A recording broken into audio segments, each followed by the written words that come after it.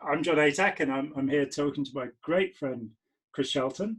And we're going to pick up where we left off a little while ago on the topic of recovery. So this is part 2 of recovery. Hi, Chris. Hey. Glad to be here. You. Yeah, always fun. We got into the middle of Judith Herman's list on complex post-traumatic stress disorder. And this is something that's talked about a lot on domestic abuse websites. If somebody who knows about that wants to come along and give us some links for people to look at.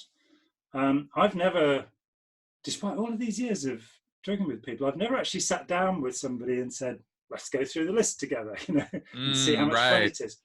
We got to stage, there are 7 points on it, and we managed the first 4 pretty well, I thought. And I think we got to alterations in perception of the perpetrator, including a preoccupation with relationships with the perpetrator, including preoccupation with revenge. Did you ever feel like getting revenge on anybody in Scientology? I never did. But that's an interesting question, because I was looking at it both ways. I was looking at it from the manipulation side of having a twisted or altered view of the person in the first place as a God figure or as a enlightened figure or master figure, that sort of thing. And it's the betrayal of that, I think, that brings about the feelings of revenge. I mean, obviously, I don't think that's a deep insight. Why would people want revenge against these people? Well, because they've harmed them in some way. And when it comes to my experience in Scientology, it certainly was harm, physical, psychological. And yes, I was certainly very, very angry about that when I found out the depths of which, how far down that rabbit hole it had gone and how everything was a lie. Very, very, very hard truth to accept, and caused a great deal of anger that drove me for years. I just didn't express it publicly. I made a very conscious decision to not do that. yes. And so because I had stumbled on Carl Sagan, and I realized that effective communication of truth that's really going to last for the ages, is going to be a calm, rational delivery of that truth, not a screaming, pounding, crying, sobbing my eyes out expression. I will get emotional response on that, and I'll definitely get some mileage, but I wanted the things I was going to say about this to be just as true 10 years from now, and be just as regarded as true, and an emotional experience is something that is almost by definition temporary. It's going to change. Your emotions are going to change. It's going to pass. The truth of what Scientology really is never going to change. So that was why I curbed that anger, But and I thought that was, of all the decisions I've made over all the years since leaving Scientology, I think that was probably one of the smartest ones. In hindsight, I look back and go, I got that one right. And you've got a little padded room somewhere that you go into and scream. That's right. Well, and then of course you find outlets, right? You do find outlets. And of course my anger has come out from time to time. Never really at a full rage expression of what it really was at the beginning. I mean, it was, I was enraged. I was very, very mad. Yeah. I just sublimated it into reason and critical thinking, because it was the natural thing for me to do, for my personality. I'm always looking at the bright side or the other side or the optimistic side, and even in the depths. About you.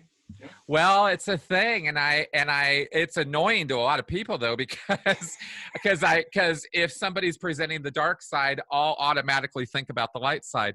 But if somebody's presenting the light side, I'm automatically thinking the dark side. So it doesn't really, this is just how my mind works. It just throws out the devil's advocate all the time.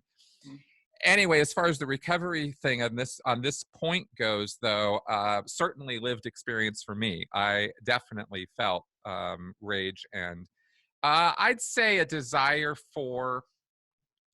It's hard for me to look at any point along the line and say revenge was a motive for me. Anger, yes. Wanting justice. Was revenge to me is a distinctly different concept from justice. So maybe that's just my own upbringing affecting my understanding of those words. I agree. But I wanted. I agree with what you're saying, that justice and revenge are very different things. Revenge is a notion of punishment, of harm, of hurting somebody, of causing them pain. And it doesn't seem useful to me.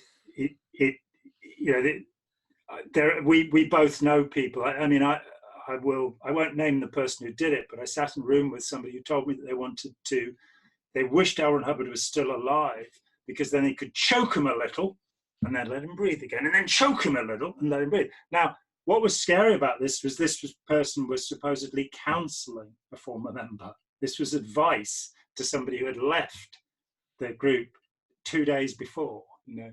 Oh, and wow. I didn't know what to say in that circumstance, because, you know, you can't then take over from the person in that circumstance. And that, seeing that there's still that amount of distress, really, that the anger is an expression of distress. Also, of course, there are a few people, and again, I'm not going to name any names, but I was very thoroughly attacked on a daily basis for weeks and weeks and weeks back in 2015 by one individual who attacked a lot of people, and who quite evidently needed to get through the anger stage of the Kubler-Ross part of grieving, and quite evidently wasn't getting through it, because I think there's this kind of buzz for angry people that, you know, they get a sort of, you know, an energy that comes from it. I never had that, because as a child, anger in other people was something that frightened me, and anger in myself was a lack of control. I can remember I was knocked down. I was 5 years old, and I'd upset this other boy. I had no idea what I did or said, and he punched me and he knocked me over, and I banged my head, and I probably had a concussion. But I got up shaking with rage, and I'd never experienced rage before. And this lad took one look at me and ran. But it was just such an awful, and I imagine that for some people, that's, you know, they enjoy that feeling. You know, they I think it makes them feel more alive and in control. Yeah. Than perhaps they might otherwise feel, having been victimized. Yes. You know, and looking at this from the paradigm we're looking at it from, you know, I think that's very true. I was not allowed to be angry in the Sea Org. I was not allowed to be angry as a Scientologist, even as a staff member, which is an odd thing to say, considering how much they rage around at people. Yeah. But when you're at the receiving end of that rage, you're not allowed to give back. You have to stand there and take it. Or you're not even supposed to be that way at all. And like, if you're not giving somebody a severe reality adjustment, face ripping sort of thing, that's acceptable, but because that's covered in policy even. But to just be mad, to just be raging in general was always kind of frowned upon.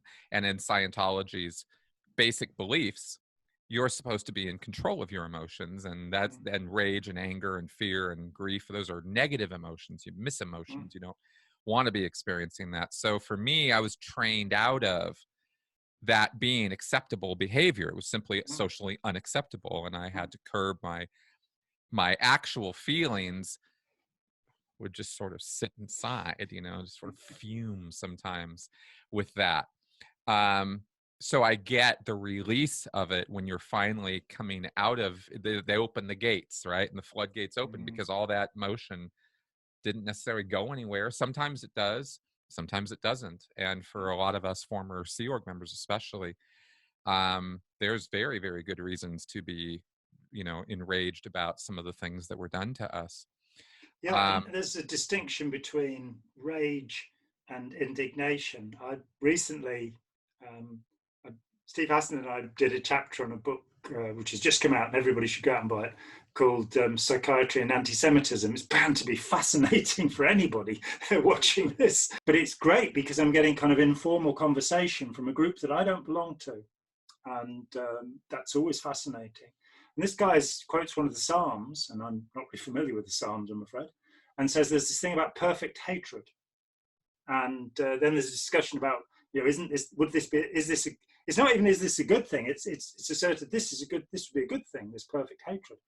And I thought, I just can't get into answering this because I've got work to do and it's too complicated. But for me, hatred can, it might be perfect, but perfect hatred for me would be somebody like Hitler. It wouldn't be a good thing. It'd be a negative thing. But I got that what was being said was to feel indignant about, about somebody like Hitler, to feel, and it's difficult for me because as a kid, it was not an experience in my household.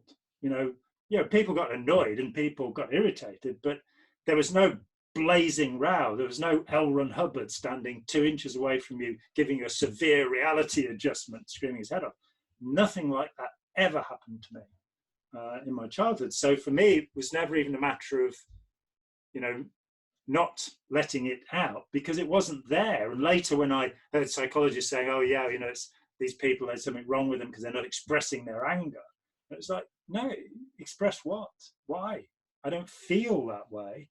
It's not that I'm holding anything back, but I do feel you're quite right that people quite rightly should be enraged that what the tricks that have been played on them, the things that have been stolen from them, the part of their life that's been taken away, up to the point where you get, as I'm pretty sure you've got it, that it's all been to your benefit.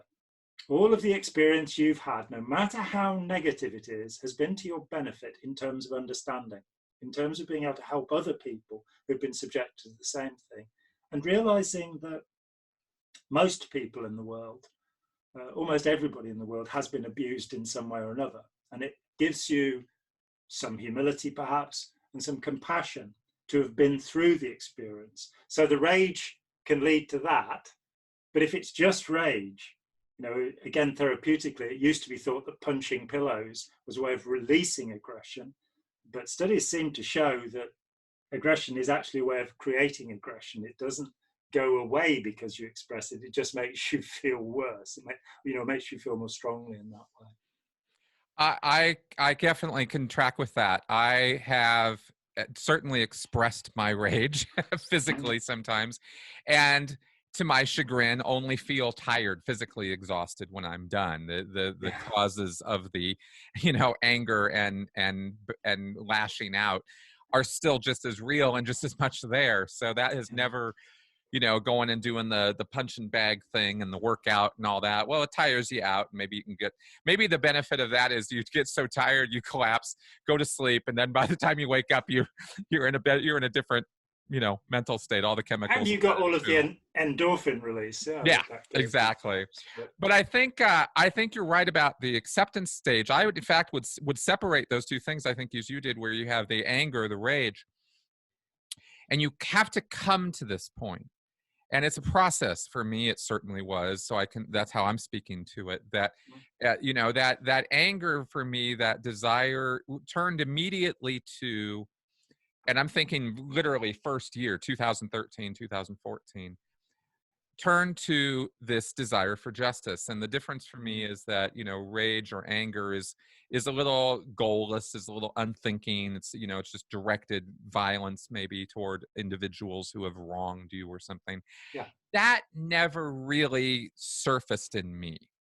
The anger in me turned to this justice thing pretty quickly. And I didn't even use that word. I didn't have that concept in my head. It was just, for me, the concept was, this can't be allowed to continue hurting people.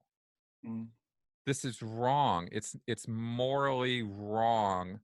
And I object on that level. I object to the existence of this thing abusing people. And I wanted to do something about that. It wasn't about that feeling. Yes, I know you do.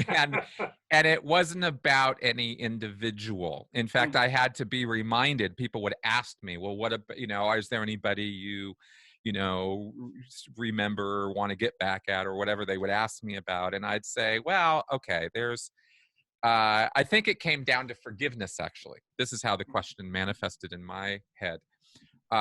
Is I was asked about forgiveness and how can I be so compassionate? How can I be so tolerant, chill or calm about talking about this stuff when I had been through these horrible experiences? And I said, well, there's a handful. There's a very small number of people who I could not just forgive and forget right off, because I know I did so much wrong in that group that it is the height of hypocrisy for me to be pointing fingers at a whole lot of other people in that group. But there are a small number of people who I know did what they did because they were personally motivated to hurt me personally, or what they did was above and beyond just their job. They made it personal. And like I said, small number of people. None of them, they're all still in. None of them have come out. None of them I haven't. So they're all being punished. Yeah, exactly. So they're getting more punishment than. That's exactly right. I've actually, if anything, taken a small degree of satisfaction. If I had any, sort of revengeful, I want to hurt them kind of thing, well, they're still there, and that's more punishment than I could ever, dish out. I mean, I felt very strongly about that. I think we're perhaps talking about righteous indignation. My feeling, I was a bit surprised. Ken Urquhart, who's, I've not had much to do with him. I interviewed him a very long time ago, and I really liked the guy. There was just something about him that was really charming, really urbane, really friendly and helpful. And I may have misremembered. I hadn't had time to go back to the recording I made at the time, and I didn't record everything we said. But I was pretty sure he'd told me that he'd overheard Ron Hubbard on the bridge of the ship asking Mary Sue Hubbard how the Washington break-ins were going on. And that I'd set, I did 3 evenings of interviews with Brian Rubinek, who was the man running the Michael Meisner and the Guardian's Office program. And so I interviewed him. And he later admitted that he had instructions from Miscavige to fool me or whoever, and all of this stuff was going on in a deposition on his deathbed. It's all quite a story that goes on there.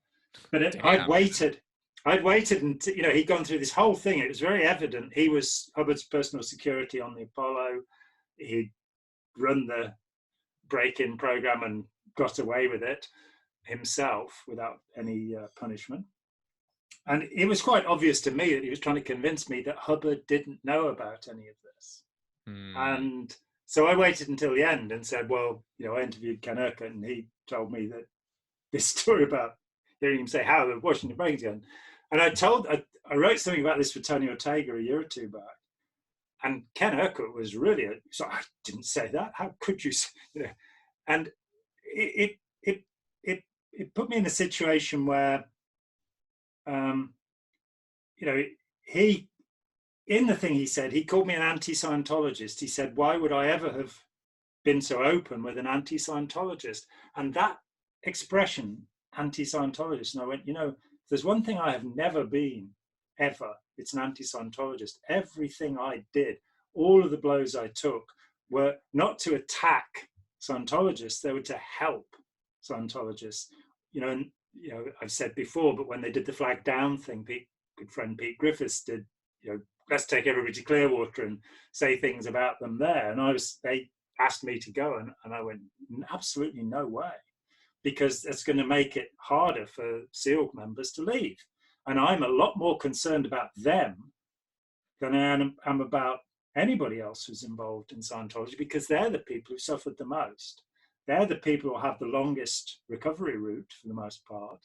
And they're the people that most need my help. And they're the people who are least likely to take it as well, because of my name. But that notion of an anti-Scientologist, that would be revenge. That would be getting your own back on somebody. I've told the story many times. Carlos Cornea, when he was a filmmaker in Chicago, lovely guy. And he, when he was on the RPF down in Florida in the early 80s, I think, would have been, he's on the rehabilitation project force. His life has become an absolute misery in a labor camp. And there's a protest, and one of the protesters spits on him. And to me, it put all of this into place. Like, who are you angry with? Who are you trying to attack? We can trace all of this back, and we can say, well, L. Ron Hubbard was kicked in the head by a horse, or something happened to him and he got temporal lobe epilepsy, and that doesn't make you a bad person. He happened to be a narcissistic psychopath as well, but it put him into a place where he couldn't help himself but tell lies. He couldn't. So who's to blame? Where do we trace it back to? I think taking the point of view that if people are dangerous to society, we exclude them from society. You know, if somebody's Ted Bundy, you do lock them up, or if they're Hannibal Lecter, you know, put a mask on them. But Anthony Hopkins used to, he said he's a terrible insomniac, and he used to drive up and down the highways in California at night until he got tired, and then he'd check into a motel, and he said he'd walk into the motel and the same thing happened every time. The receptionist would go, ah, it's Hannibal Lecter. Being an actor, it's not an easy thing.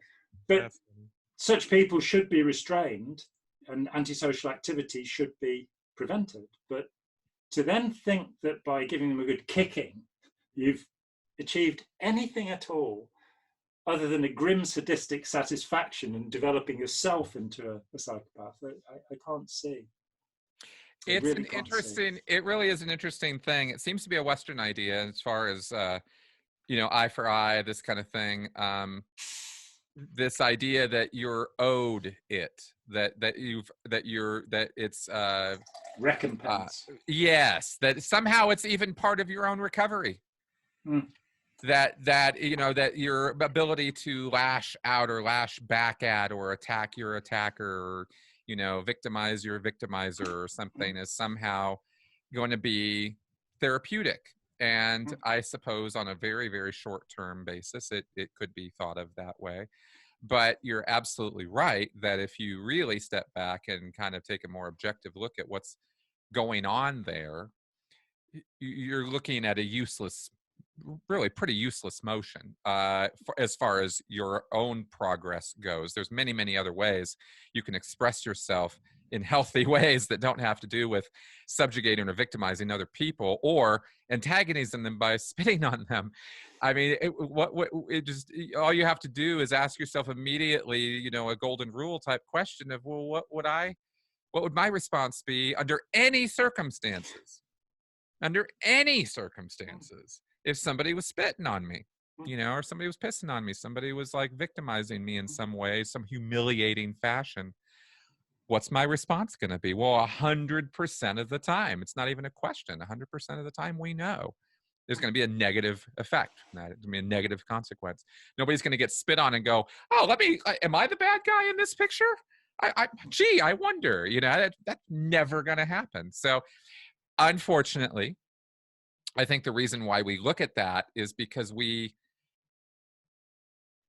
can, well, there's a lot of reasons, I guess, but I think from the group point of view or the collective point of view or something, like from the ex-members point of view, maybe we're all at these various stages, I guess, if you wanted to break it down that way, or we're all at various steps of our own process, even if we have different stages to go through.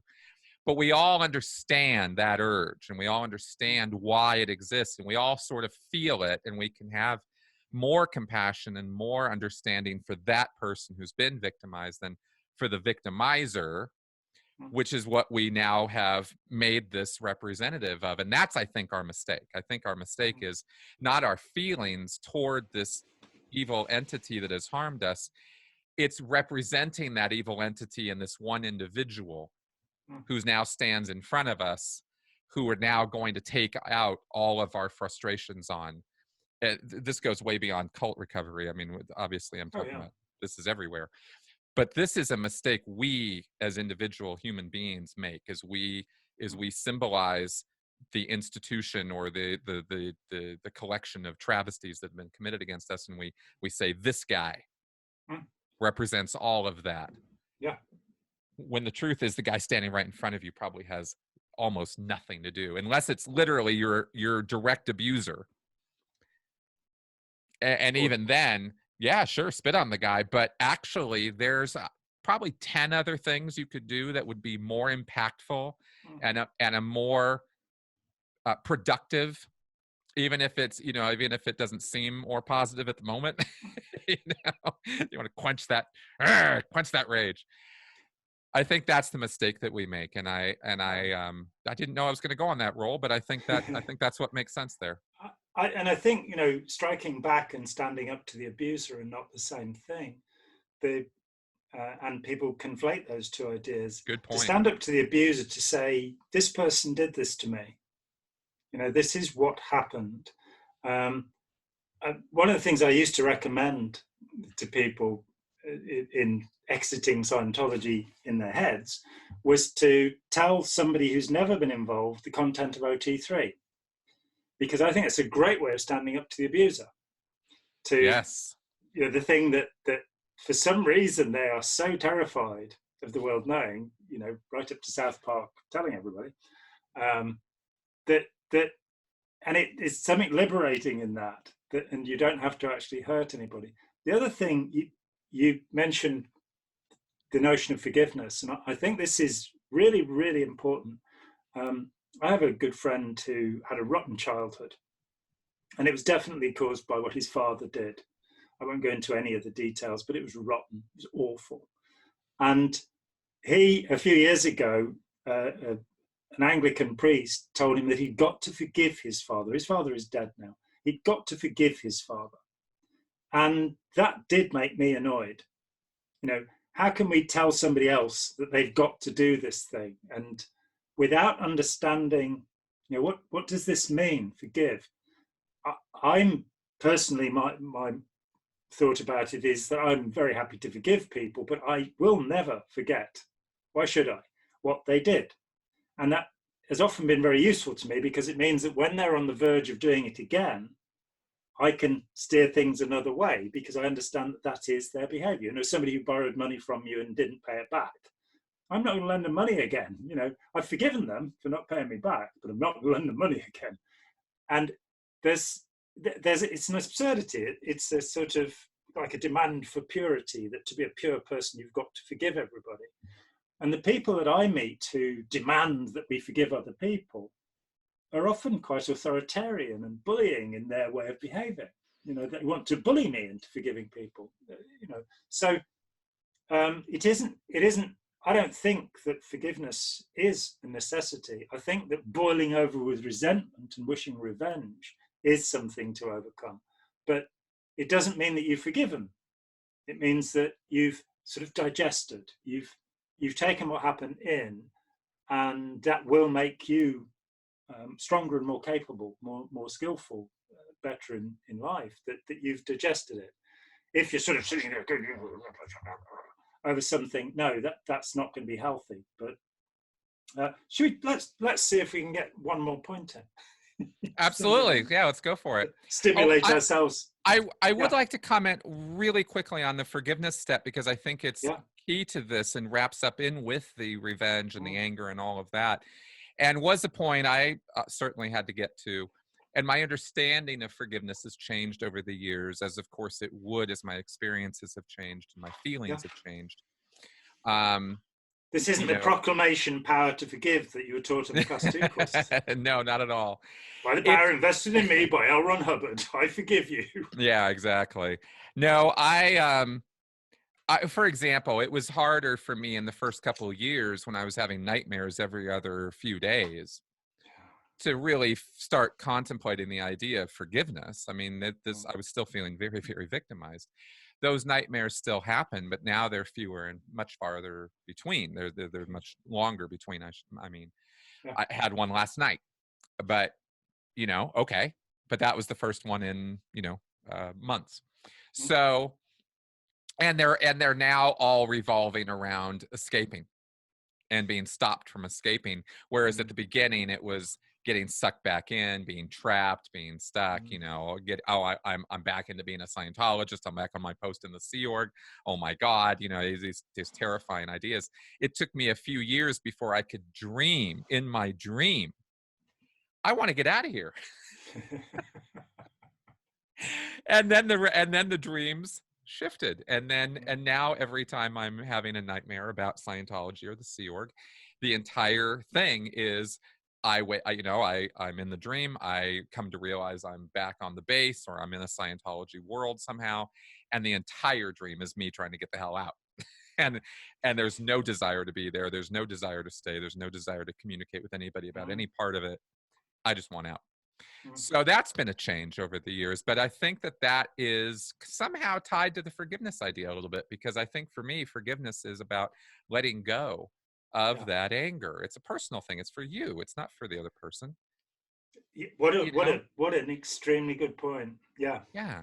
And that's, it's, you know, and so I don't need somebody to accept my forgiveness. And this was a big thing I did kind of slap myself in the face with a while back, was I can forgive, and then I can forget about the anger. I'm with you. I will never forget what Scientology did to me. I'll never forget the guy who doesn't pay me back. I won't forget the person who, you know, whatever to me. That's part of my life experience. Why would I want to forget that? That I have to know where that person's coming from, you know? There was a guy in the Sea Org, you know, loaned the guy money once, and then that was it, because you found out very quickly he never paid anybody back. And you go, oh, okay, I get what his game is. Perfectly wonderful, funny, hilarious friend, great guy to hang around, but do not lend that guy money ever, you know? Yeah.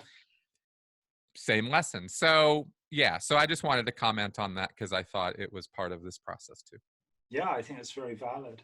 Okay, the next one here is unrealistic attribution of total power to the perpetrator. It says, caution, victims' assessment of power realities may be more realistic than clinicians. This is advice to a clinician. And I'd certainly go with that very often the counsellor will really not get the control that was exerted. But yeah, unrealistic attribution of total power to the perpetrator. So yeah, that took me a few years to also learn to live down. And I think that the way I'm thinking about that manifesting in my life most directly was, as a critic, my fear of the church and its retaliation. I was paranoid for a lot of years, as I see many, many commenters and people who've written to me about it, claiming to be being followed around by the church and this kind of thing. You know, you go, okay, I know people who really were, and you're not them. So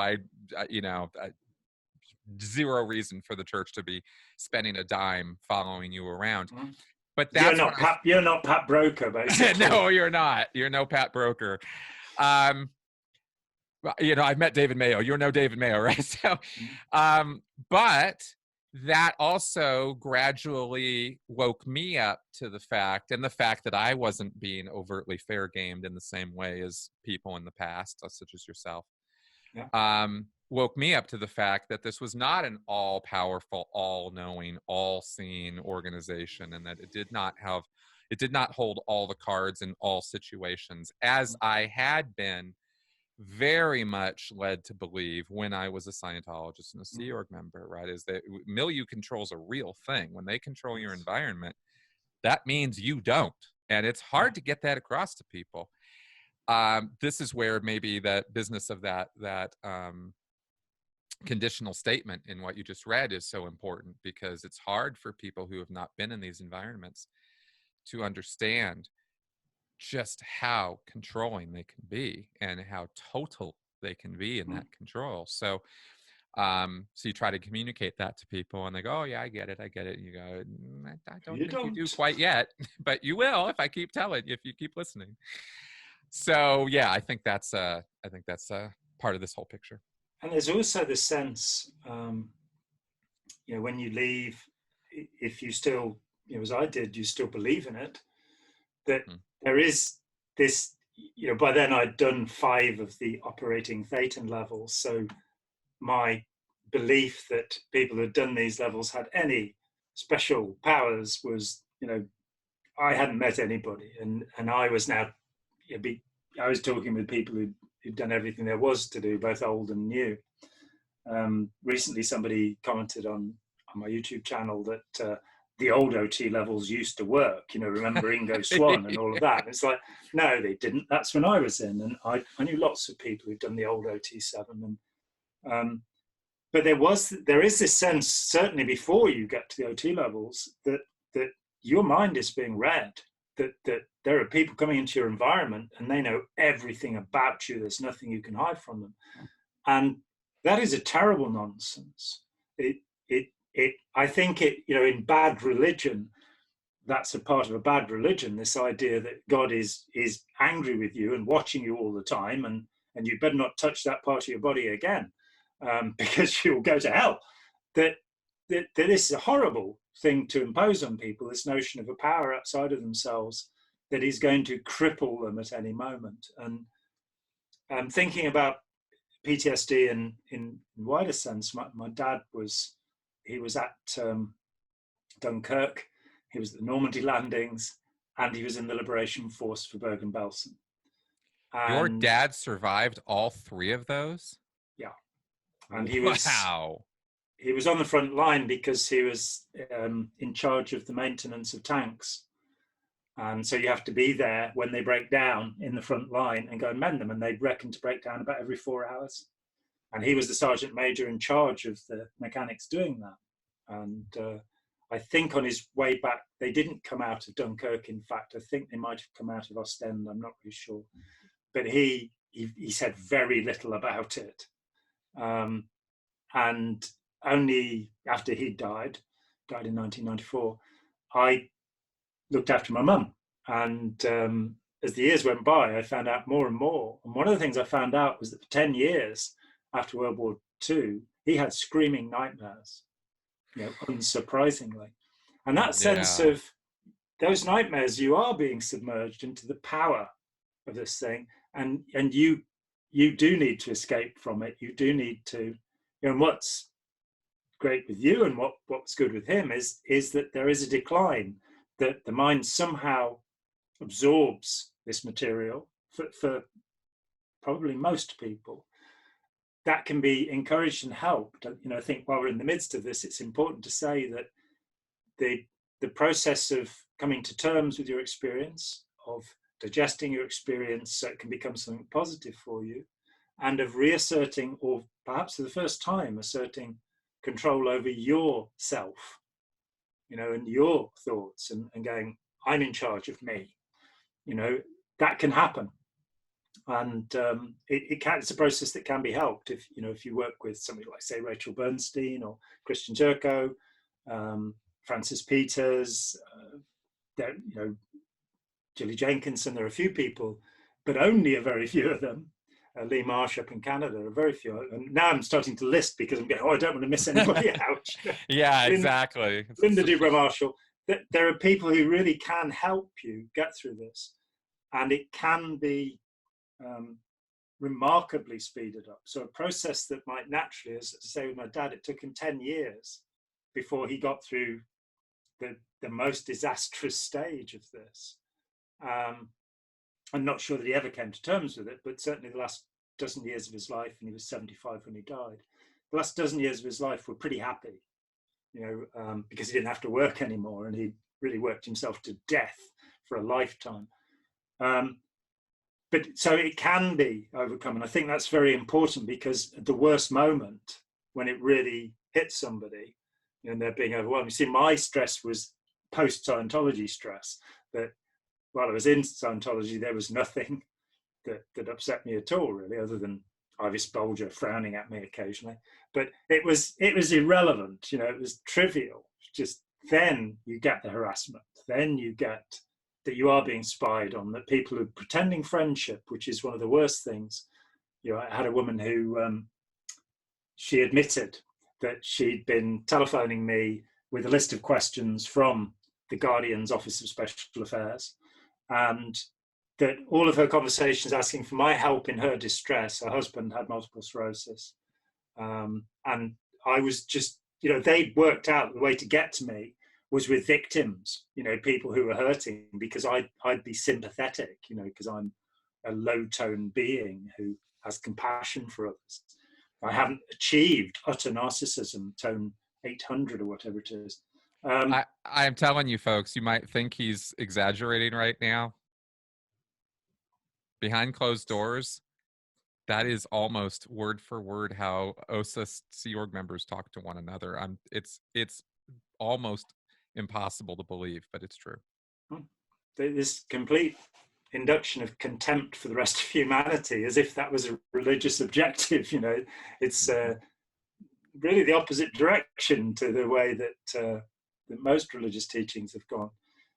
But she admitted that she was calling me up, and you find your life, I found my life was saturated with these people who In 1993, the head of the investigation department broke down. Well, actually having come out ostensibly to harass me and finish me off, she broke down and confessed, said who she was and what she was doing, and that she got 4 agents in place against me. And that was close to me. And that sense of who can I trust? You know, who is actually trustworthy? And then you start getting attacked by your friends who are not agents of the cult.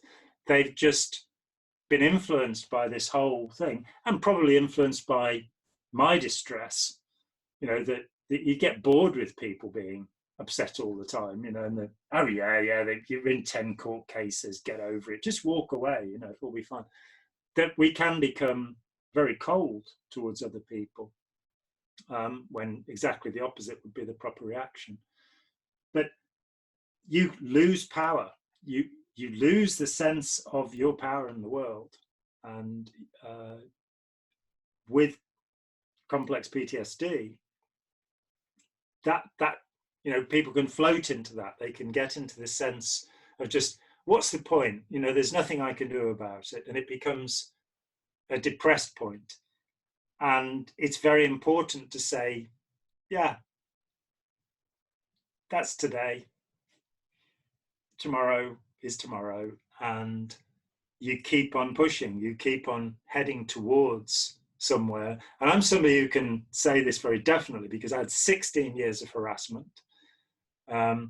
It took me, and the last 4 was after I'd stopped doing anything. You know, they just kept on coming at me. And I wouldn't sign a silence contract. I wouldn't take money from them. But I didn't say to them, I've stopped saying anything about you. I just stopped saying anything about them in January 96. I just went, I'm not going to write anymore. I'm done. But for 4 years, they kept coming. And then it was another 13 years before I regained my health, my trust in humanity, to the extent that I do trust humanity. That, you know, but I felt fairly misanthropic. I felt, but I, you know, so I'm somebody who can confidently say that the last 7 or 8 years since I came back again to talk about problems that people are having after leaving, that yeah, you know, you can overcome all and any of this stuff that's been done to you, no matter how harsh it was, and make something of it. The best exemplar of this is still Viktor Frankl in the book Man's Search for Meaning, where you read a book about a guy who's been in Dachau and Auschwitz, and you come out feeling good about human beings. You know, I mean, that is, and what's it called? The Doctor and the Soul, his book about getting psychotherapy and spirituality together, allowing people to have their spiritual beliefs rather than enforcing some kind of existential or atheist idea on them. I'm agnostic, I'm not selling anything here. But he's somebody who really shows you that you can go through experiences that make my experiences look completely trivial, you know, and still find the goodness in people. So that's just a word of hope, you know. Well, it's an important word of hope. And if I could comment on that for a second, I'll definitely share that I have had no shortage of ups and downs over the years, of greater or lesser, you know, amounts of time as I have gone through this process. It's, you know, it's not a process of, you know, on a graph of, oh, I went into a cult and, oh, I'm at my lowest point ever, and oh, now I'm recovering, now everything's great, oh, I'm gonna get back to, you know, where I was before I joined the cult. Yeah. that ain't how this works at all. You know, it is I mean, it's crazy town some days how low you can go, and for no reason whatsoever that makes any rational sense. And then there are other days when it's like, okay, fine, high, not going to question this, we're just going to roll with it, you know. And I'm feeling pretty good today, and we're just going to take it for what it is. And, you know, and everything in between. And what my experience has been is that those periods of down are farther apart because at least the periods of down that are prompted by my cult experience, are farther apart. Now there are other things that can still get you down. There's all kinds of things, and this was my struggle, was coming as and maybe it was because I was, I know you love this term, second gen. Born in. Yeah, born in, whatever. I think really what I'm saying is because I never had any other paradigm to compare it to. I've always had Scientology. I've always had Scientology modeling in my thinking, always. So there's never been a world that didn't have Thetans in it, and L. Ron Hubbard is a guru, and the ARC triangle, and the importance of communication, all that kind of nonsense. So acclimating to the real world, quote unquote, the non-Scientology world, getting out of the bubble world. At first I had, I'll stop projecting. At first I had very unrealistic expectations of what what the real world was going to be like. Good and bad. I had all the bad from Scientology, all the horrible things: psychiatry, war, famine, death, destruction, drugs, all that horrible stuff, right? All the reasons why the world sucks. I had all that, but I had a lot of hope. I had all this hope. Oh, people are not being abused by their spiritual gurus, and everywhere I go, people are not thinking they're Thetans, and the world's going to fall apart tomorrow. So there's all this positive stuff too. Then you start learning about politics. You start learning about history and cultural wars and all the various cultures that are fighting one another, as you and I have talked about at length, and and the fads and the history of things, and I dive into all this stuff. And I'm commenting about all of this because I'm trying to get across that has put me into the abject downward, misanthropic, everything's going to hell, it's all sucks, and there's no hope at all. I came out of one cult, and look at this bigger one I'm in now, right? And all of this, and that can get you really down. But I feel strongly from my own point of view that the reason that happens to me is actually still because of the cult indoctrination that is still to this day wearing off, that I still carry around with me, or have carried with me over these years. Should be's. This is how the world should look. And I keep putting this template in front of what I see the world should be. And it keeps disappointing me because I keep appointing the world as this thing that it should be. And I'm disappointed that it doesn't meet my expectations. And that's another part of recovery, maybe, is recognizing that the world was never under any obligation to exist according to how you thought it should be. That's not how you fit into this picture. It seems a grim thought from the point of view of I am cause, and I am the one who creates my life, and I'm the one who's in charge. It seems grim to face that reality. And that's what would get me down, is because I was looking at it from that point of view. But now that but in my more lucid moments now, as time has gone on and I've been able to shed more and more of those onion layers of the Scientology belief system, I've gotten more and more acceptance of the reality of my place in the world. And I think this is why even the label atheist doesn't apply to me so much anymore, because I'm still so wide open to the possibility of things. But I know I don't know shit, and it's agnostic, and that's where I'm at, and I think that's a better place to be than where I was before, when I was grasping for, okay, well, there's nothing, because I'll take the nothing as the default rather than the something that I fell for before. Because I fell hard for that something before.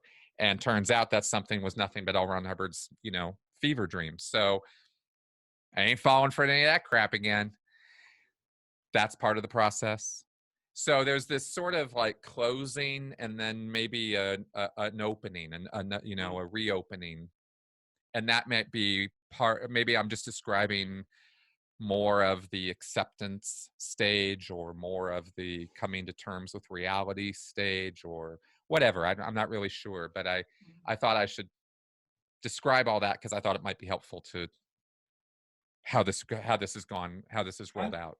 I think it's very important, and my path is very similar to yours. That I grew up within Christianity, believing all of that. I abandoned the idea of a personal God, of a God in person. Maimonides in the 11th century, I think it was, in Cordoba, in one of the Islamic kingdoms, Spain, put forward the idea. There's a book called A Guide for the Perplexed, and he was Jewish, and they were completely tolerated in Cordoba. That was absolutely fine. And he wrote this book, and he said, at the beginning, it starts by saying people think that when it says in Genesis, man is created in the image of God, that's a physical thing. And the reality is that it's nothing to do with that. It's not the Sistine Chapel, God creating Adam, which is blasphemous, an image of God, graven images and all that, but it's right there in the Vatican. Hey. But that if there is God, then the image is that we have creativity, imagination, and a moral sense, which differentiates us, as far as we know, from the other animals. The whales, the cetaceans may have something going on, and who knows what the chimps are thinking. But for the most part, the slugs and the snails don't have a lot going on.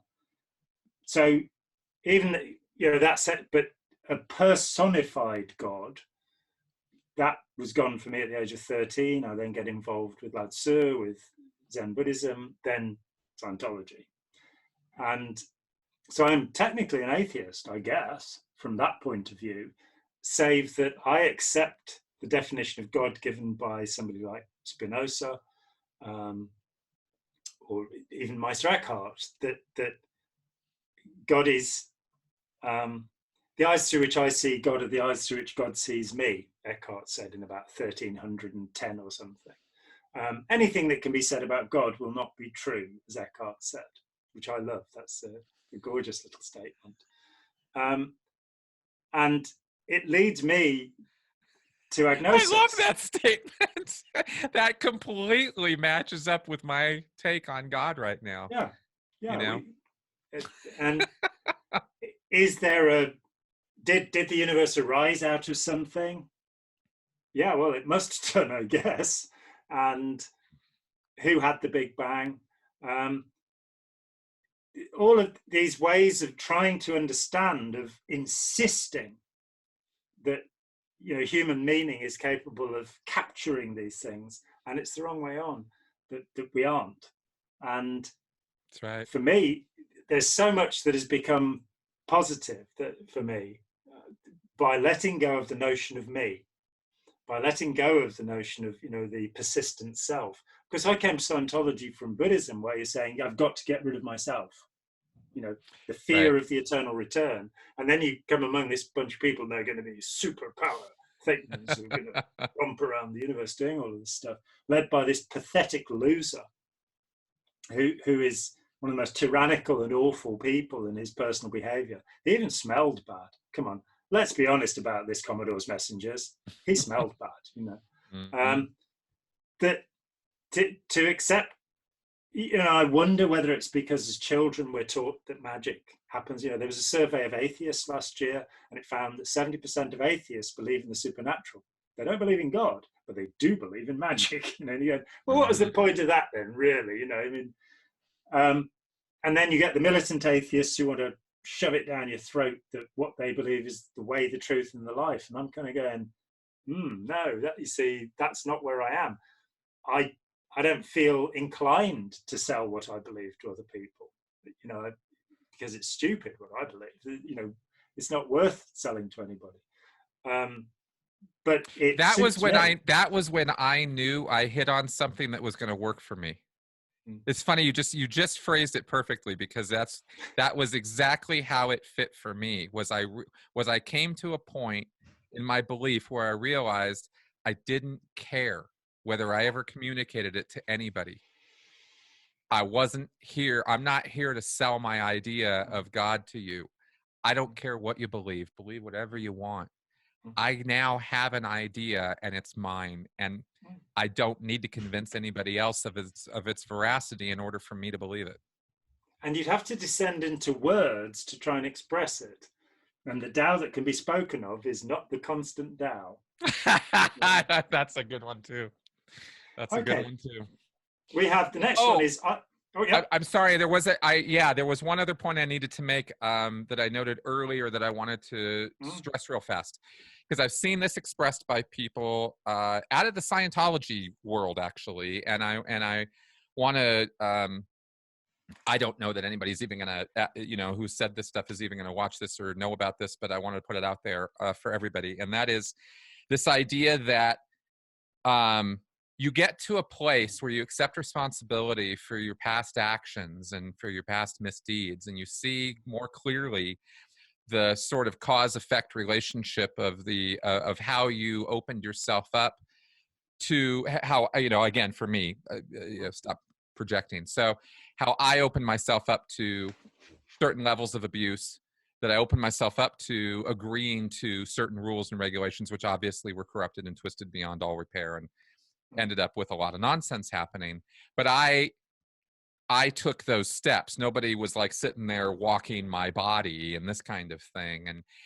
And I have seen expressed by others in the X world that a sort of hindsight bias is how I perceive it. That because they've come to this realization point, and maybe an acceptance point or a responsibility point for themselves and their own actions, which is lacking when we first get out. We're very, very, very aware of how we were victimized. And not so super aware. People don't come out talking about how they beat on people and cheated them of their money. They come out talking about how they got beat on and how they had their money taken away. Yeah. And it takes a little while before you go, oh, well, maybe I did a few things too. And then, oh, wow, I did some really nasty shit. And then somebody comes along and goes, yeah, motherfucker, and then you did this and this and this. And you're like, oh my God, I forgot all about that. I am so sorry. I'm a scumbag, right? And then you realize, all your culpability, and you're like, shit, I did some crap too. I think the reason I'm bringing all this up is I think that's a very natural process. I think that there's a hindsight bias that can then kick in, which goes along these lines. Oh, I could have walked away anytime I wanted. It's all my fault. Yeah. I was stupid, as Paul Haggis put it. Yes, but to the point of not recognizing that milieu control, thought control, emotional control are real. They are real things. It's not a fantasy that you reimagine how your life went, that you were under all this control. You were under control. And it wasn't just a matter of getting up and walking out. That those choices were not necessarily always available to you, but we can fool ourselves looking back on it and tell ourselves that we could. And this is a line that gets used, and it gets used by the church. And this is why I wanted to throw it out there, because we're sitting here talking right now very openly about our recognition of our own responsibility in the past, how we see how we did things too. I'm very open about this now, but so I have to be just as open to be super clear that just because I've come to this place that I'm at right now where I can talk about this and not feel so, about it anymore, doesn't mean that in the circumstance that I was this person then. I was a very different person back then when I was in that situation. So I wanted to point that out, because I feel it almost leaves it, but in certain quarters, I feel some of the things that we're talking about here might leave us open to attack of this nature if I didn't point this out or say this. So that's why I wanted to. I think it's almost, one could say that we're born into the crowd, that we're born into the milieu, and that maturity is something that takes a long time to achieve, and that the first stage of that is separating ourselves out as individuals, having an ego, a self, that's all the word means, and distinguishing ourselves from the crowd. And that then leads to actual maturity, is where you put yourself back into the crowd, realizing you're part of it, that there is no separation. When Margaret Thatcher said there's no such thing as society, there's only the individual, that is the point of view that some psychologists take. Sociologists say, no, there's no individual, there's only the society.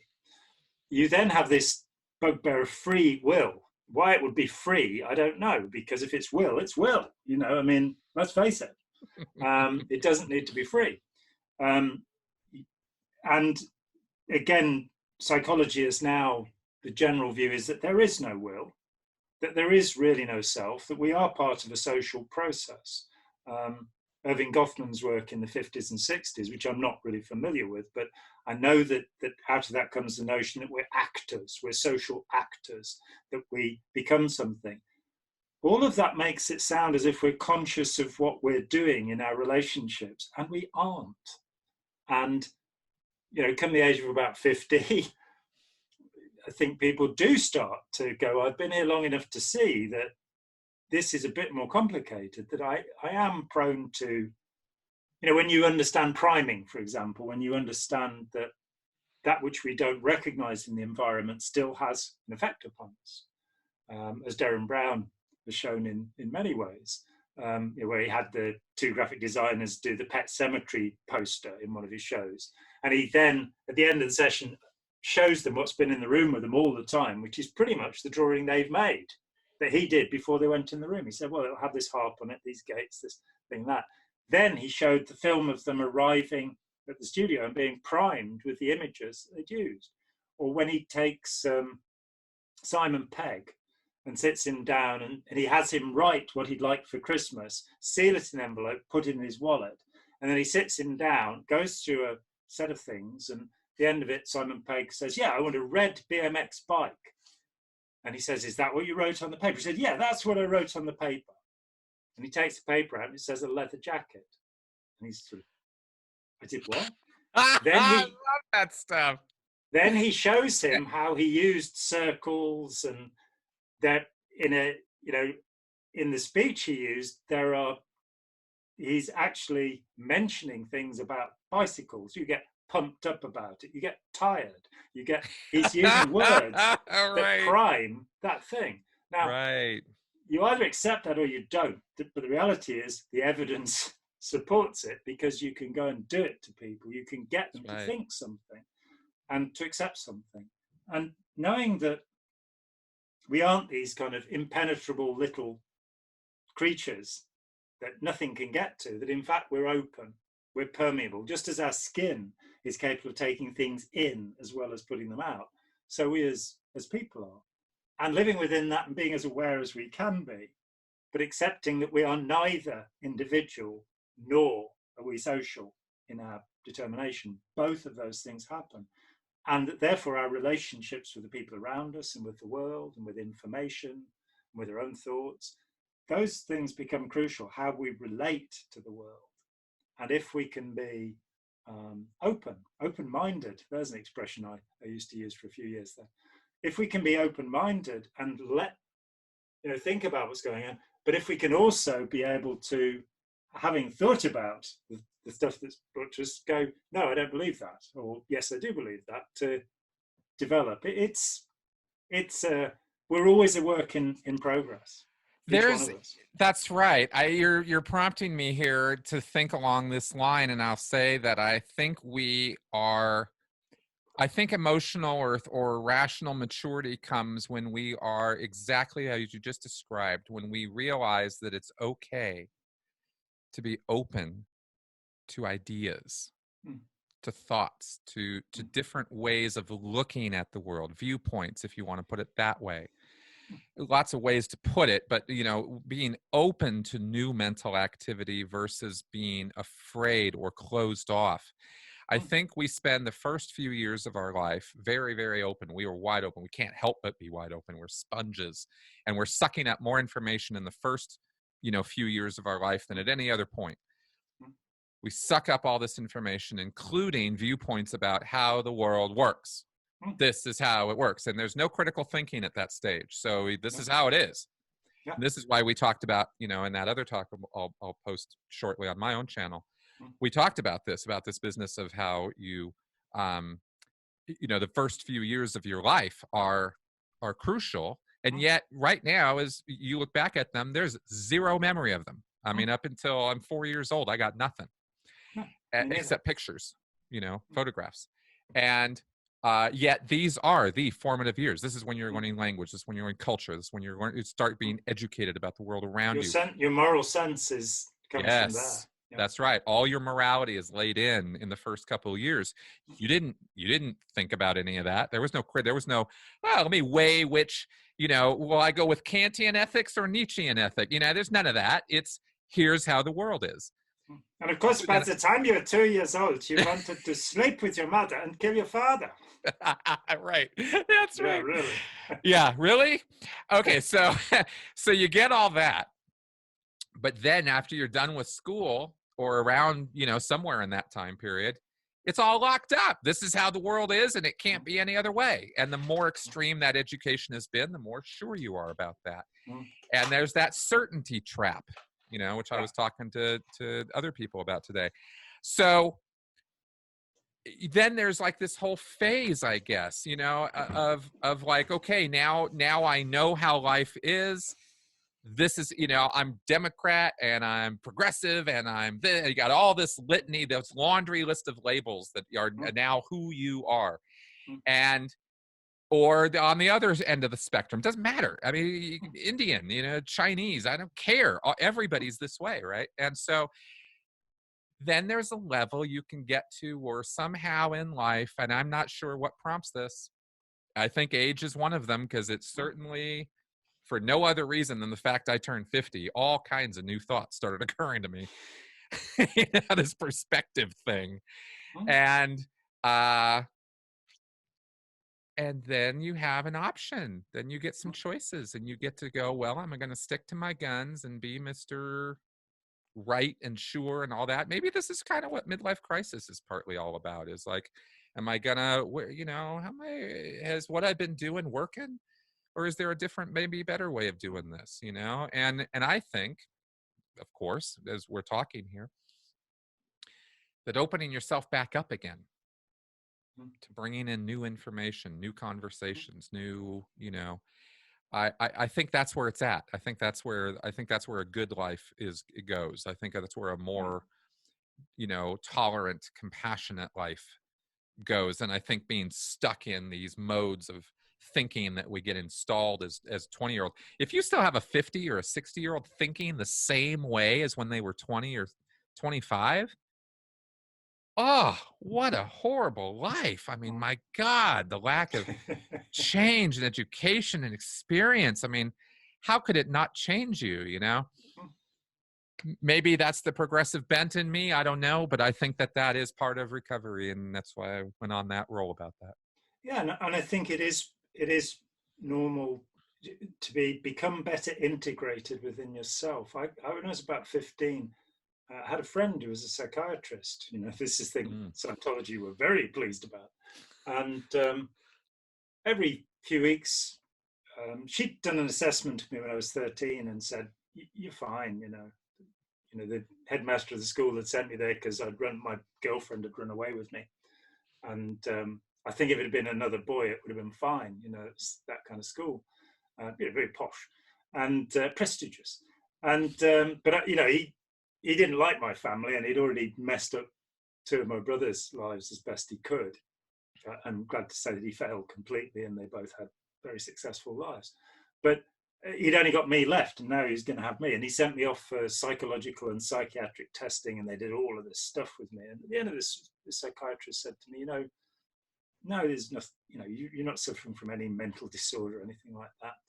You're probably, a little bit above average intelligence or something, she didn't want to lay it on thick. You know, she didn't want to say, actually, you're the most brilliant person I've ever met. She said, so if you want to have a chat every now and then after I finish work of an evening, come along. And so every few weeks I'd go along at 8 in the evening, because that's when she finished work, poor woman, and read my dreadful Vogon poetry to her, and or play her the latest Led Zeppelin record, which she hated, or whatever was going on. But I do remember her saying to me that it'll all be a lot easier when you get to be 50.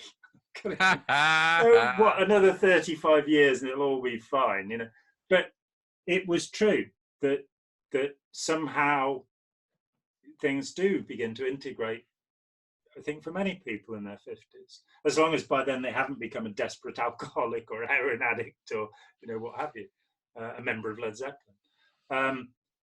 But so and the process of maturity for me, I remember when I moved here, which is 24 years ago, one of the 25 now, one of the neighbours was a guy then in his 60s and just retired.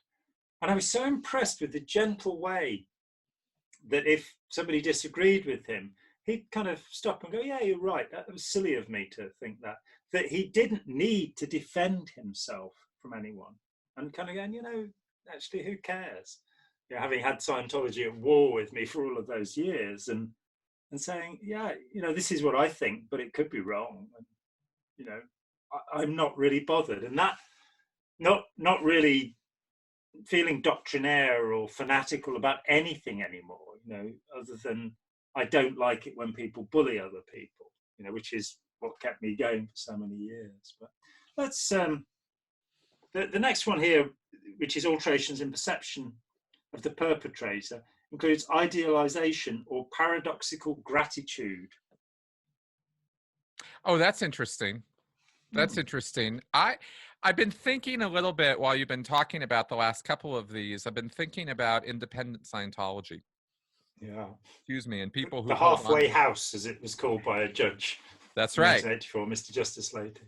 That's right. I see it the same way. But for some people, it's not halfway. They just land there, and then they just stay there.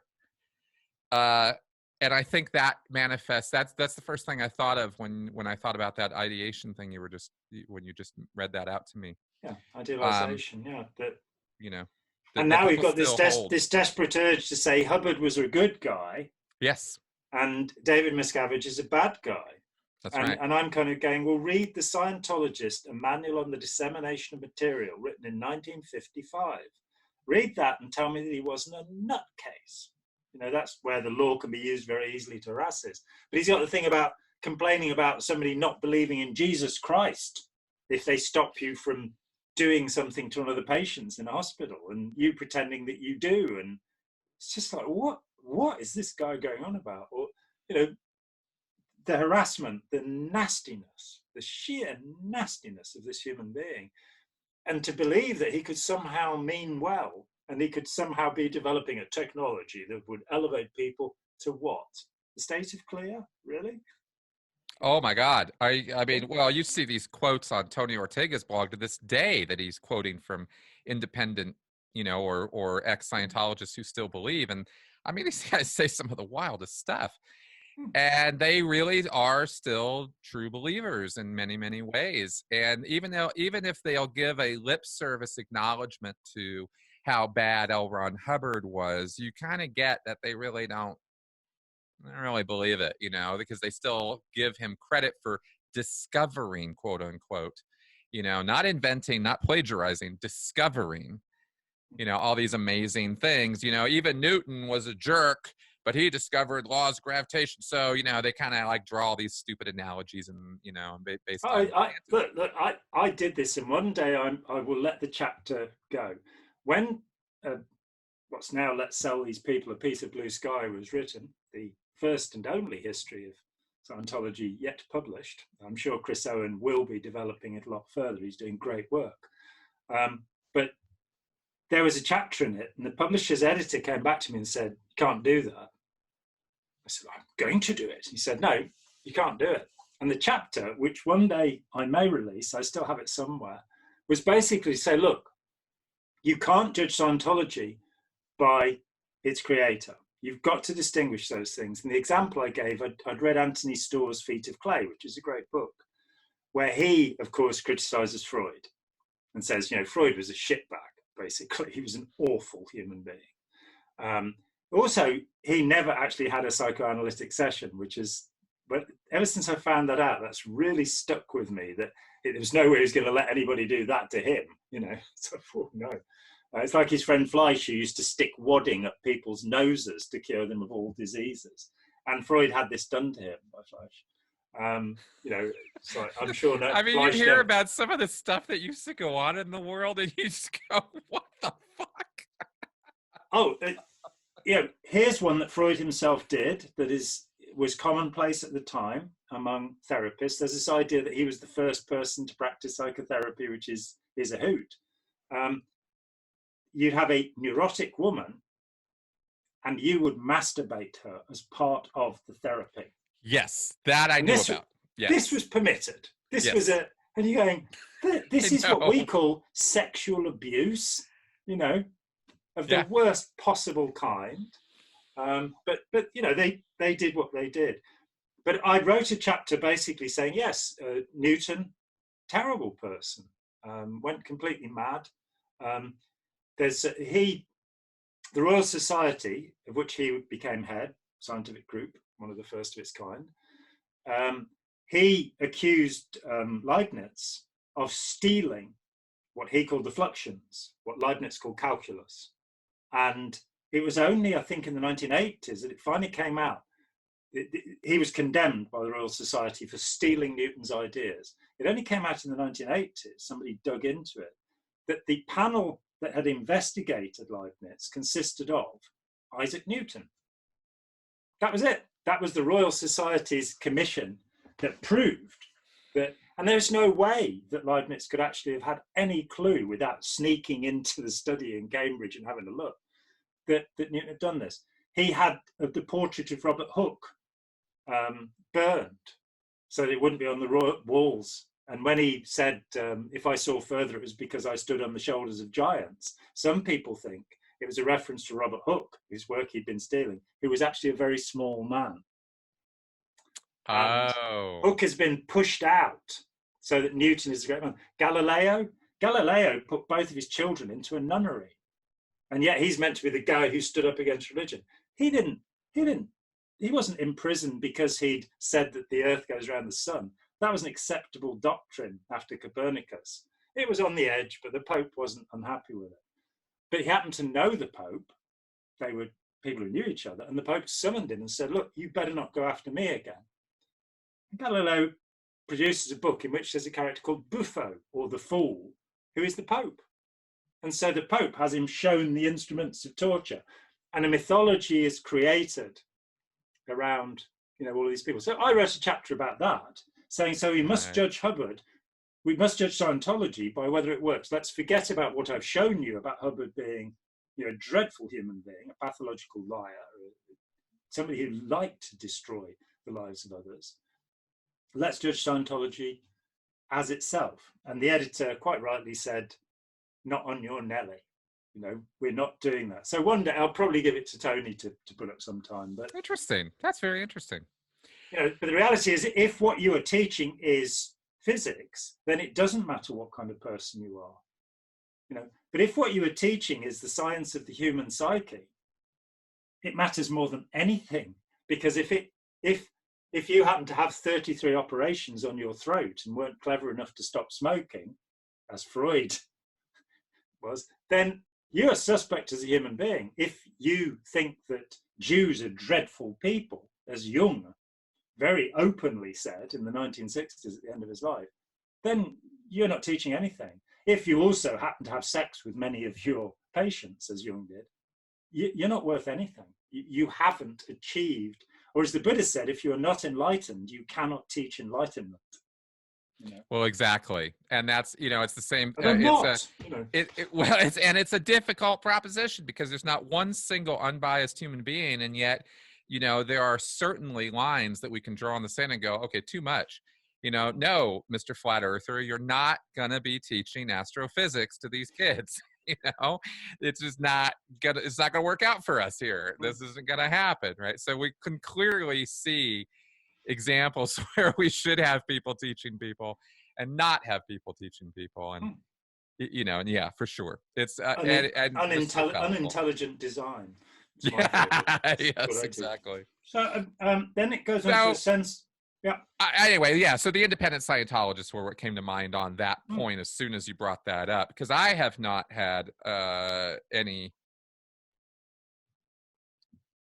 idea that L. Ron Hubbard was a good guy ever since I found out all about what he did. You know, back in 2013, I have not had any.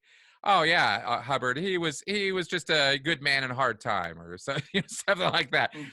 Nothing like that has crossed my mind. In all he was years. Pushed out of the body in 1952 or 1945 or 1966. 1972 or 1970. Yeah, the CIA came along, and you know, David Miscavige is the CIA plant because they, you know, brought a body double and blah blah blah blah blah.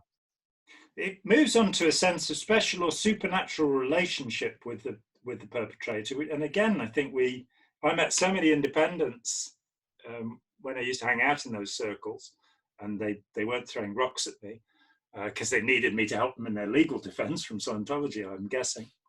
That they did. That there's a Hubbard talk. He several times mentions this thing, the only one. That yes. I'm the only one that understands. And having been primed with that, I'd meet people who say, "Oh yeah, well, you know, I have this special connection. I understand it." Robin Scott. Let's talk about Robin Scott again. When I first met him, he talked to me about the philosopher kings, and he'd come to my house. It was December '83. I had a room full of people, and he was talking about the philosopher kings. And I went, "Oh, Plato, yeah, I remember him. He was the dog in the Disney cartoons, wasn't he?" And I stopped him and said, "Well, do you believe, along with Plato, that infant girls should be put out on the hillsides to die, along with the poets?" And he blew his stack at me. He screamed at me. I've never had anybody in my life. It was a severe reality adjustment, I now know. But nobody in my life has ever done that to me. And off he stormed, and he said I was the worst host that he'd ever met.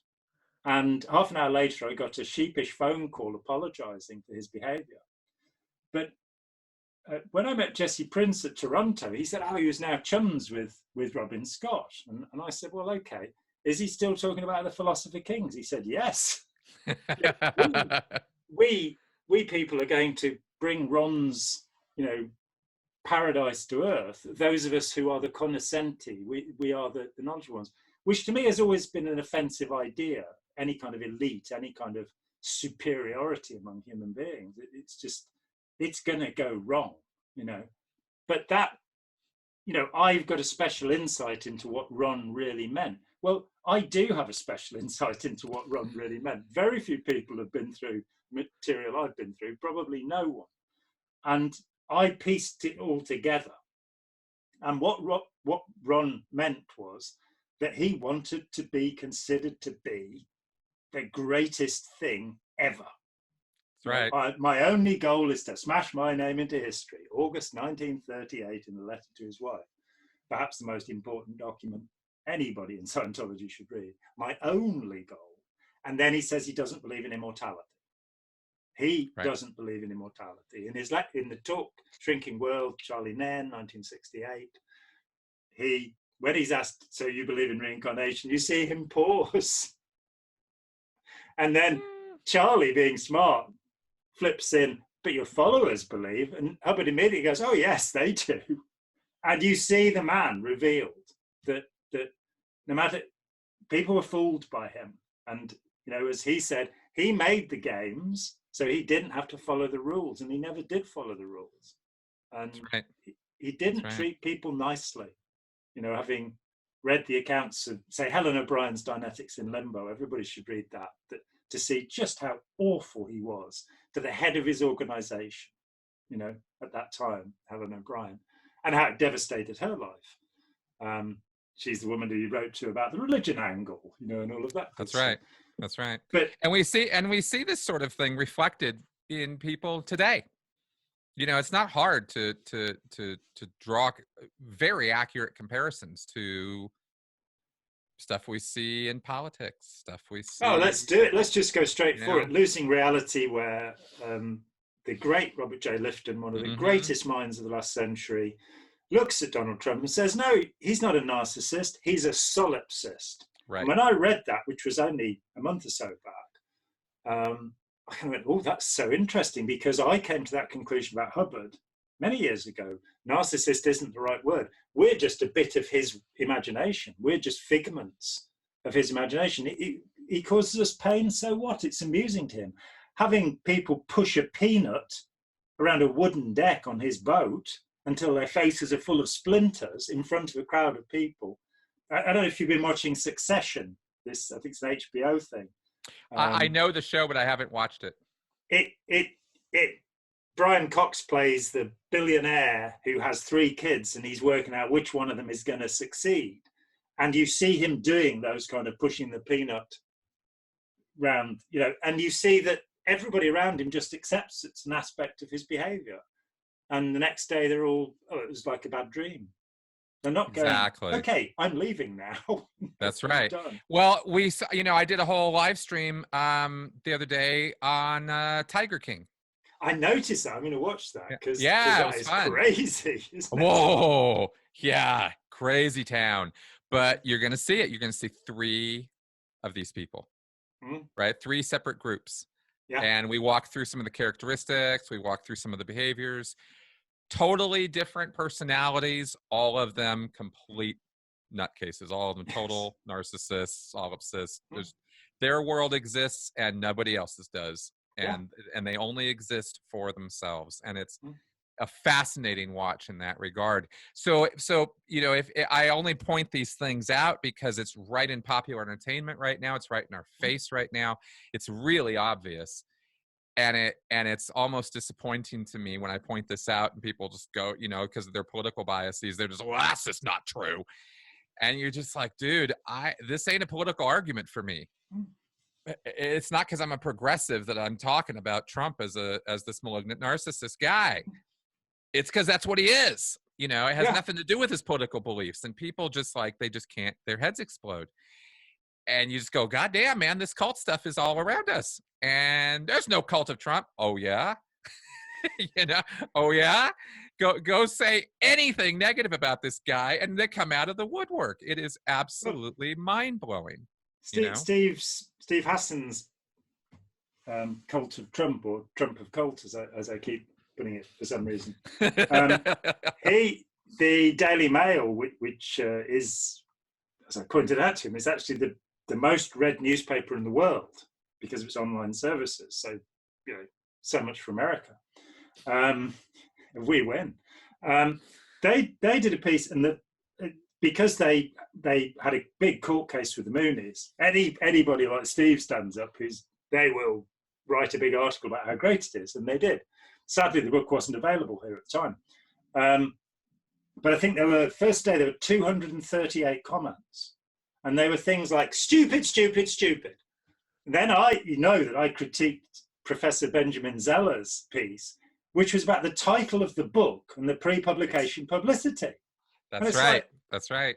And he wanders off into brainwashing as if that's somehow relevant. Steve is not somebody, brainwashing is, that's a difficult and technical subject, which Zeller has really not got. Then he starts talking about charisma as if, and there's nothing in the book about charisma. Mm-hmm. And then he doesn't like the word cult. And, that's like, and he's starting to say, well, this is all just language. And I'm going, yes, this is all just language. What about what we're actually talking about? Is it not true that Stalin was revered? Is it not true that America, Britain, actually, Uncle Joe, this kindly figure, is it not true that this personality was made out to be this great man, and then after the Second War, it was like, oh no, he's the most atrocious tyrant in the world, bettered only by Mao as the years went by. That look at the great big picture in Tiananmen Square of Mao. Mao killed 70 million people. There is no such thing as a cult of Mao. Well, what is it then? You know, Exactly. because a cult is the idealization of an individual or an idea. That's what the word means. And so we've got this thing that we can, it's like new religious movement. And I had Eileen Barker in my audience in Manchester in July, which was fantastic, you know, finally being able to, there she is. I don't know why she'd come to see me. Because the poor woman had to sit through an hour and a half of me ranting. And she very carefully, I asked her questions politely. And she went, because she could see I'd got the recorder on, I think, you know. But I said to her, I don't mind about new religious movements. What bothers me is authoritarian new religious movements. You know, so sweeping it, saying we've got these words that defend us from the meaning. You know, it's like, there's no such thing as cruelty. That's the wrong word. And you go, this is the appendix to 1984, isn't it, by George Orwell, where if we can make words meaningless, you can't think a thought crime. And the point is that torture is horrible, and it doesn't matter how you rebrand it as waterboarding or something like that. It is an evil and bad thing to do, and that President Obama did not take the people out of the intelligence agencies that were doing it is a travesty against justice by saying, we don't want to be bipartisan. It's not bipartisan to allow criminals to get away with crime. It's being good. So I don't take any side. I have, as Stuart Lee says to his audiences, I have a contempt for all of you. And I have that feeling towards most of the politicians in the world today. And that, I'm afraid, does include Joe Biden. I'm sorry, because he's a neoliberal, and neoliberalism is a dead philosophy. That, I didn't like Hillary Clinton.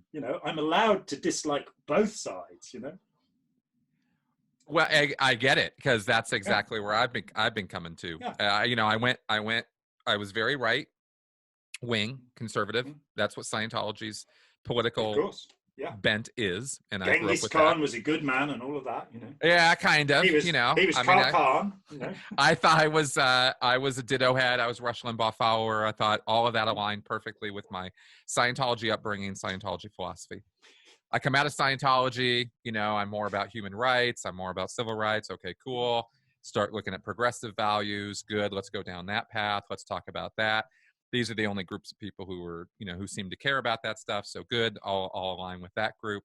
But the more the political stuff has been going on over these years, I've actually followed closely presidential election from 2016 forward, podcasted about all of it, really knew the details, done deep dives on what's wrong with Trump and why he got in all this criminal trouble, et cetera. Who the basket of deplorables are. Yeah, I mean, look at all this stuff, right? And then I start seeing all these problems on the left. So, thought control, I start seeing thought crimes, hate speech, this kind of stuff. And I'm like, you got a slippery slope there, guys. Who's defining hate, right? And then it becomes Antifa, and we're going to bomb you, That's right. Come on. That's right. So I see that, and I go, okay, this is a problem. Is that the whole left? No. Well, are the neo-Nazis the whole right?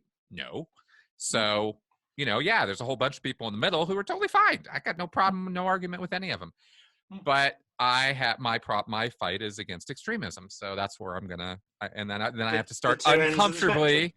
Yeah, because then I have to start uncomfortably. Guys, I think there's some problems on our side too. Okay, I won't talk about that too much. Stay in your lane. This kind of crap, and you're just like, okay, so.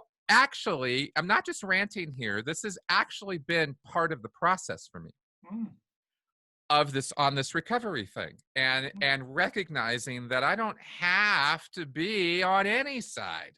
Yeah, that's a big step as far as I'm concerned. For me, it's huge. I don't have to align with either one of these crappy sides. These guys are both full of shit. I want what's good for all these people in the middle. And I want these extremists to kind of stop being so goddamn abusive about their extremism, and that's all I really want. And I see value, and I see pros and cons on both sides, but you can't talk about that. So I kind of don't now. It's what I was saying about being called an anti-Scientologist, that I'm Charlie Chaplin, when he was asked if he was patriotic about America, said he was a patriot of the whole world.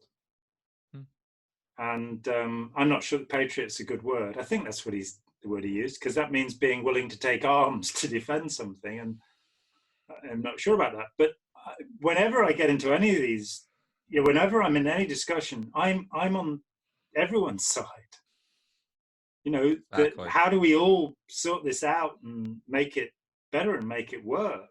That's right.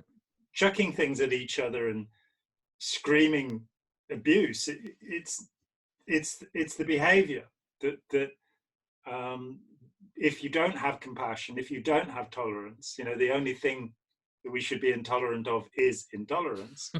Right. Then you end up with, next to Richard Spencer, who's saying, I don't think you're white enough or something. And I think we should split America down the middle and they can choose which bit. Who is the they? In Europe, the European nations have been fighting each other for centuries. Then they move to America and they become the white folk. Like, right. No, that's right. Just not true. Exactly. And the same with African people. The reality of slavery, part of the reality of slavery, and the worst part does belong to the British and the Americans and the slavers. No question. Portuguese, the Belgians, what have you. But the slaves were caught by black people and sold by black people in places like Dahomey. And that's got to be part of it. So the idea of an African American going, I want to go back to Africa. Well, remember, you're going back to the people that sent you here. And you look at somewhere like Liberia, and it really hasn't worked. We have to stop all of this. My granddad did this to your granddad. And I would rather that we judge people by the content of their character rather than the color of their skin, full stop. So it's not, and the same with, gender apartheid. We need to stop doing it, but it doesn't mean that women are better than men, and it doesn't mean that anybody's a feminazi. We need to stop swearing at each other and calling each other names, because it's going to end in tears. What can I say? And we don't want that. Anyway, there's one more on the alterations in perception of perpetrator. And as we've got two whole subjects to go after that, maybe we ought to finish on this one, because let's go for it. I will cease ranting. I'm absolutely fascinated by everything you said today, actually, Chris. So, great. And I think that the importance of these conversations, which I must say, this is about the 12th show we've done, I think.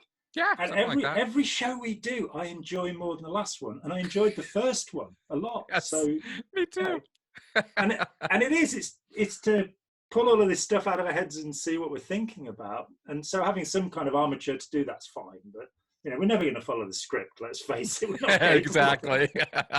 The last one under alterations in perception of the perpetrator is acceptance of belief systems or rationalizations of the perpetrator.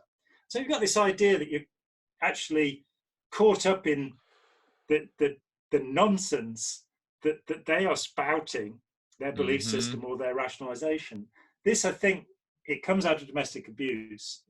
It wasn't designed to look at people who've been members of cult groups, but accepting the belief system or the rationalizations of the perpetrator. I think the rationalizations, of course you've accepted the belief system, you're a member of the group. It's a different thing if it's a personal relationship.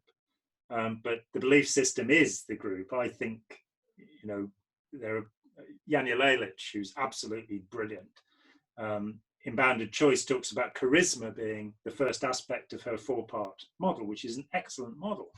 But I would say that charisma is in the heart of the beholder. That I never. Yeah, I think you're right. I think it's both. I think it's a little bit of both. I think there's a connection that's made.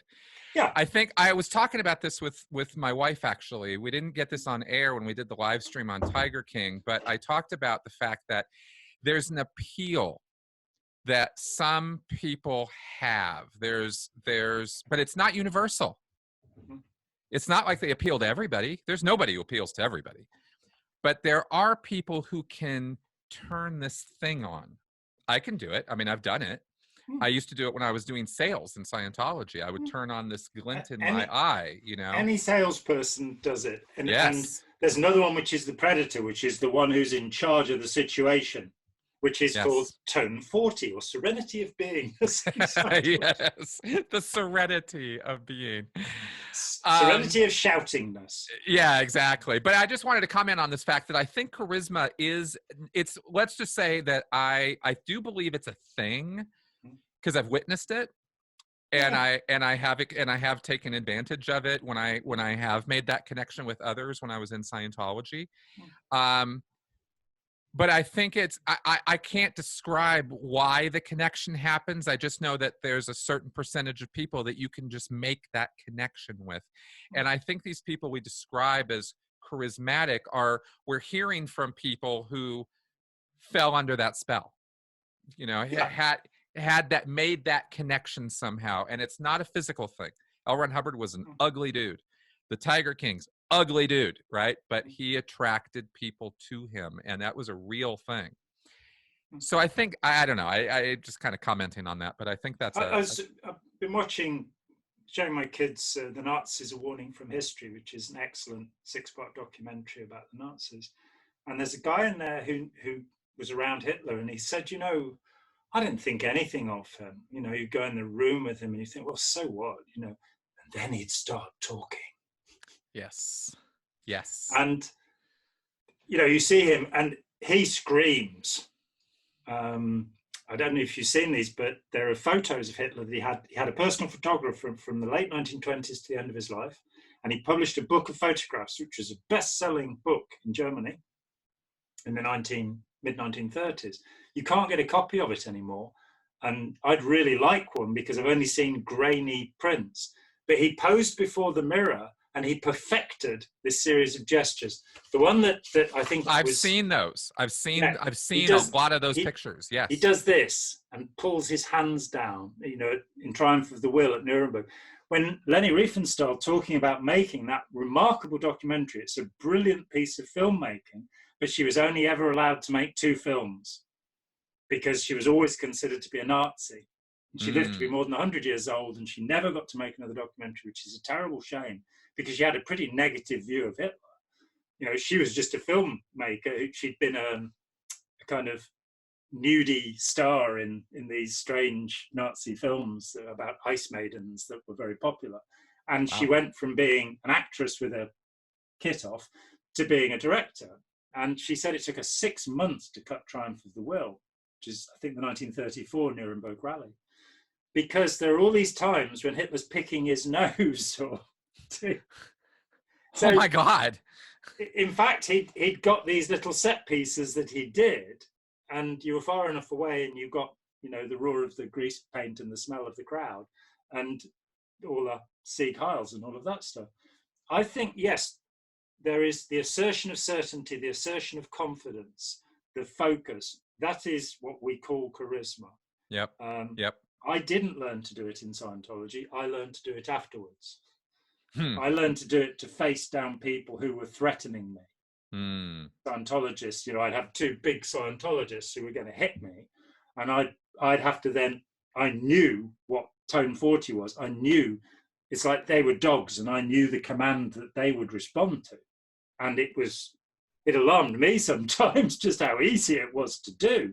You assume the beingness, as Ron Hubbard says. So that, I think, we call that charisma. But I think there might be a genuine charisma, which is, you know, the Archbishop of Crete, Archbishop Irenaeus. I met him in St. Petersburg, and I didn't convert me to Christianity, but I got to spend 4 or 5 hours with him. And he's the only person I've met who I would say had charisma. You know, and it was not confidence and certainty. He's, you know, it's him, there's the patriarch, then there's Jesus. That's the hierarchy, right? So he is pretty high up. He was 82 at the time. He's a very small man. And when he saw me give 2 talks, and after the second one, he was in the refectory, you know, 200 monks eat there, before anybody else. And I walked in because I was eating with them, because that was much more fun than going to a hotel with the guests. And he summoned me over. and I sat down by him, and he put salad on my plate, and he poured me a drink. And I watched him through the evening as people came to kiss his ring, the standard thing, and he would give them some grapes, or he was the opposite of what we're talking about. He was somebody who had effaced himself so thoroughly that you just wanted to spend time with him. You know, it just felt cool being with this guy. And we, thankfully exchanged a few letters afterwards, and he called me his friend, he also called me Professor ATAC, and I had to put him right about that. Totally unqualified ATAC would be a much better way of putting my academic credentials. So I think there might be such a thing as charisma, but we are mistaking this assertion of certainty, which is easy to make in public. Yep. And in private, we're different people. Good point. The charisma that attracts somebody into a group, I think it's much more the charisma of the doctrine myself. I think it is the belief. I think that we, certainly with Hubbard, I remember my friend Mitch would refer to him as Elron's sideboard, which I think is a kind of pun on Hubbard and cupboard. I'm not really sure. And that was, an ethics officer tried to tell us off for this and said it was joking and degrading. We're just like, well, yeah, we're paying our money. We're taking our choice, That's the way we feel about him when we clap the photo at the end of the evening. He's just some guy who did this stuff. And we've got respect for that. But, he's just some guy. He never was divinity. I know many, many people who regarded him as a divinity. Captain Bill Robertson being the weirdest of them all. I have been with Ron for more than many centuries, as he said one night at the Grand Hotel in East Grinstead. But I think that the belief system is, for me, is the more important part.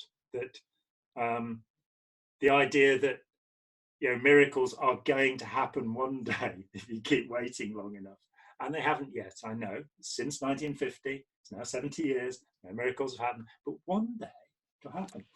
That's right. One day it's gonna pop up. Well, let me say to reinforce your point, because I think you're absolutely right. In fact, it's a really good point, because maybe L. Ron Hubbard is the thing that brings you in, but Scientology is what keeps you staying. Is what makes you stay, right?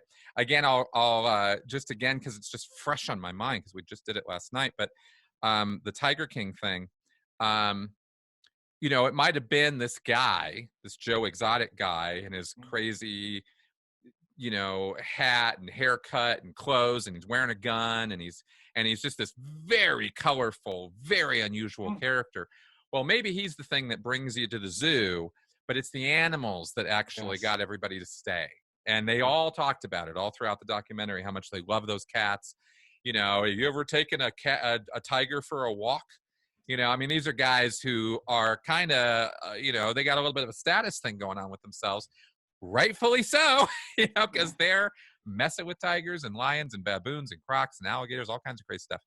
So that was the thing that actually made him stay. And I noted that during the live stream, and then kind of promptly forgot about it when we were talking about charisma here, because that's very much so with Hubbard. It was Scientology that, it was Scientology that made me stay. Yeah. The thing that made me, when I was a Scientologist, especially a Sea Org member, but really all the years I was in, the thing about Hubbard, I didn't worship Hubbard. I didn't consider Hubbard supernatural. But I did revere him as this genius researcher. I couldn't figure out how he researched all this stuff. Theft. Well, I didn't want to go there. So, for anybody who does want to look at this, I've put up the first part of a paper called Possible Origins. Yeah. Possible Oranges, if you prefer Donald Trump's version. Possible Origins of Dianetics and Scientology, which is deeply researched. And the second part, probably will be up before this. Actually, it gets very confusing. Time, warps when you do YouTubes. But he what a fantastic point that it isn't the guy. Steve Hassan. I talked with Steve just before we were talking, and he said that he made this terribly embarrassing mistake. He watched the first part of the Tigers thing and said, oh yeah, I knew one of the guys, and I used to go and play with the tiger cubs and all of this stuff, and it was great, And then people are going, no, you need to watch episode 2. Yeah, dude, it wasn't great. Yeah. But that's really true, though, because Steve came away and he's not talking about how great the guy was. He's talking about how great the tigers were and what a thrill to actually roll around with tiger cubs and all of that stuff. You know, that's right. Don't particularly want to. I've got a cat. That's big enough for me, basically. Me too. Yeah. We're fine with 7. We're very happy with that. Yeah. Yeah. Exactly. So the last point on that was the acceptance of the rationalizations of the perpetrator. You know, you needed a good beating because it's good for your soul, Chris. You know. That actually stuck a little bit longer than I'm comfortable admitting. That kind of thinking, and the one of the last things I could shed from my thinking actually was the PTS stuff. Yeah. You know, that if I get sick or something happens to me, it's because there's some SP around. Stolen, of course, stolen directly from Christian Science with Mary Baker G. Eddy, a subject which L. Ron Hubbard had lampooned in the 1940s, 2 years before starting Dianetics. He was saying, what a ridiculous idea that is. And he's going, let's base everything upon it. Exactly. And everything that happens to you that's bad is your fault. Everything that happens to you that's good is my fault. You know? Exactly. It's sort of this narcissistic law of attraction. But that was kind of how I thought. And it took, again, onion layers. We've talked about that. You know, it's onion layers. It just strips off. It's a slow process. Yeah. And well, fantastic. And now there's going to have to be a part 3. Oh, wow. Already then. If we must, we must. And in between, we'll probably talk about ceiling wax and cabbages. Yeah, exactly. And all that stuff. Coke or Pepsi? It's a simple choice. But yeah, this has been a pleasure and a privilege, really, for me to go through these ideas. I've learned a lot from this conversation, I think, and I hope that people watching will come away with a good feeling about it too, and we'll stick things in the comments and ask us questions, because we are actually not fabricated beings projecting ourselves from an alien planet. We are human and willing to answer questions, and as long as people disagree with us agreeably, we're willing to hear that too. So this has been fantastic, and thank you very much, Chris, and we'll meet again soon. Awesome, man. Thanks for having me on. My pleasure.